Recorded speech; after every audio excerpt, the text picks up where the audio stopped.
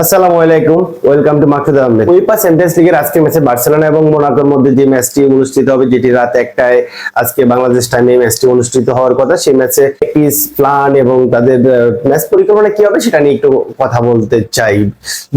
Barcelona নিয়ে কথা বলার আগে সবচেয়ে বড় যে ব্যাপারটা সামনে বারবার চলে আসে সেটা হলো বার্সেলোনার ইনজুরি। কারণ আমরা সবাই জানি যে বার্সেলোনা হ্যান্সি ফ্লিক আসার পরে এই দলটাই তার পুরো দলটাকে একসাথে একবারের জন্য পায়নি এবং সেই দলটা তার পাওয়া নিয়েও তার অনেক ধরনের সংশয় আছে।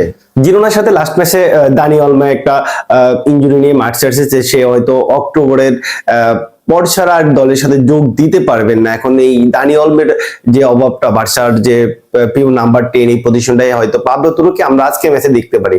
আর যদি যথারীতি তাদের স্ট্রাইকে রবার্ট লেভানডস্কি, ডুইং এর রাফিনি এবং ফ্রান তোরেস এবং মিডফিল্ড কানেকশনে মার্ক কাসাদো, দানি অলমের রিপ্লেসমেন্ট হিসাবে পাবলো তুরে এবং অপরদিকে পেদ্রি থাকবেন, এটা মোটামুটি নিশ্চিত। তাহলে ডিফেন্স নিয়ে আমরা কথা বলতে চাই, তাহলে আমরা দেখবো যে রাইট ব্যাক হিসাবে হয়তো জুলিস কুন্ডে স্টার্ট করবেন, সেন্টার ব্যাক দুই পার্টনার আপনার পাউ কিভার্টস এবং ইনিয়াগো মার্টিনেজ, আর হলো লেফট ব্যাক হিসাবে লেফট উইং ব্যাক হিসাবে যথারীতি আলেয়ান্দ্রো বালদে থাকার কথা এবং সে হয়তো থাকবেন, এটা মোটামুটি নিশ্চিত।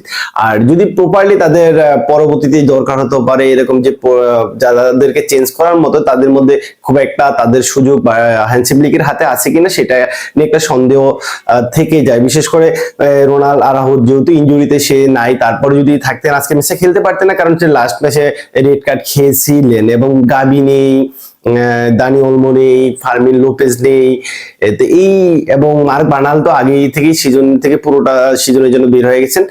এই ইনজুরির এই সমস্যাগুলো বার্সেলোনাকে আজকের ম্যাচে হয়তো কিছুটা হলেও ভোগাতে পারে।